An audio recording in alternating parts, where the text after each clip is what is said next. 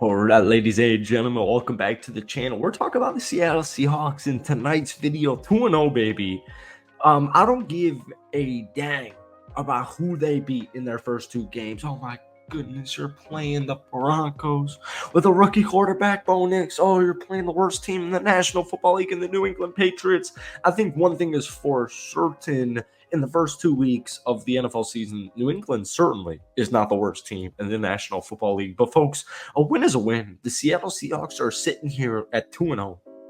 I mean, I really don't think you could have asked for something better with a brand new coach, brand new coordinators than a 2-0 start. Like, you really couldn't have. Also important to note, injury bug is already hitting every team in the NFL, but specifically with Seattle, today they did not have Kenneth Walker, and Zach Charbonnet definitely struggled. But folks, I made a Patriots video on this channel a couple of days ago, and it really kind of brought everything together. Like, the Patriots defense, man, this group is legit. And obviously, if you're a Seahawks fan watching this video right now, you know this group is legit. This is not a team, or a defense rather, to be messed with. This is the second best scoring defense in the National Football League since November of last season in 2023. So when it's week one, when it's week two, you take what you can get and you take the victories. And like real OG NFL fans, Seahawks fans know exactly what I'm talking about. So I don't want to see any nitpicking down below in the comment section. But folks, welcome back to the channel. We're obviously talking about the Seattle Seahawks in tonight's video. Super late night. If we could try and get this video to 100 likes, folks, that would mean the absolute world to me. 358 total yards of offense. This was an overtime thriller. It really was. And it's funny even saying that word, overtime thriller, because at no point did I really worry Seattle was losing this football game.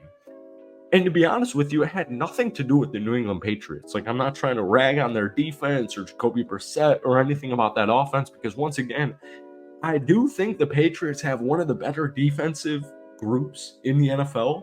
And I also think their offense is a lot more competent than people think. I don't care if it's week one and you take down Cincy on the road. Like, that's an impressive feat. That New England Patriots defense, it just is not a joke. It really isn't. And especially week two, you're going to take wins when you can, folks. If you're stressing about the offense, if you're stressing about the defense, which you shouldn't be stressing about either, but you're 2-0.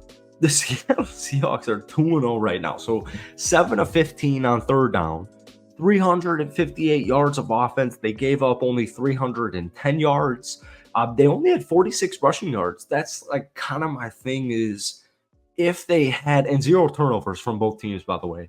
If Kenneth Walker had played this game, not that Zach Charbonnet did a bad job necessarily, 14 carries, 38 yards, and a touchdown. He only averaged 2.7 yards per carry. Seattle on the day, 19 total rushes, only 46 yards and a touchdown, obviously from Zach there, averaging 2.4 yards per carry. Like, I'm by no means worried about the running game. My only really concern with Seattle heading into this season was tackles, or I should say actually offensive line depth. And that right tackle position currently is really interesting. But folks, I'm telling you, man, New England's got a really good defense. I'm going to take 38 yards and a touchdown from Zach Charbonnet. A huge winner of the day was Geno Smith. 33 of 44, 327 yards, 1 touchdown, 0 interceptions. Once again, just to allude back to the statistic, the New England Patriots are the second best scoring defense since November of 2023. All they're really missing is household names. But once again, if you're a Seahawks fan, you watch this football game this afternoon, you know, like, okay, all right, that Patriots defense, they're still legit. DK Metcalf, quiet first week. 10 catches, 129 yards, including that 56-yard touchdown. JSN, I believe this was his first ever 100-yard receiving game in the National Football League. He had 12 catches for 117 yards. Zach Charbonnet, PPR legend on my fantasy football team that I'm going to lose anyways, 5 catches, 31 yards. Jake Bobo and Tyler Lockett had exact same receiving games, 2 catches for 15 yards. Noah Fant also 14 yards on a catch. And then you had Laviska with a 6-yard catch. But folks, this defense, I'm telling you, dude, this defense, man. We go back to overtime. New England, like I said, when I was watching this football game, and I had to watch it a little bit deeper before I made this video because I was watching my Packers, I was watching the Lions, I was trying to watch the Vikings.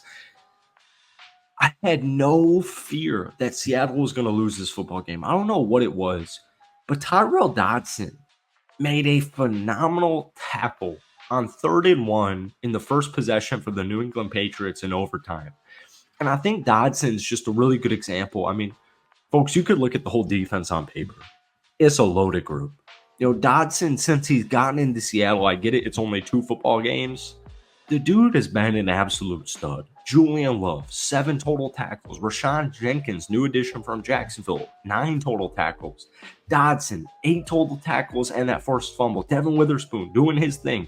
Boye Mafi getting the sack, doing his thing. 5 total tackles tonight.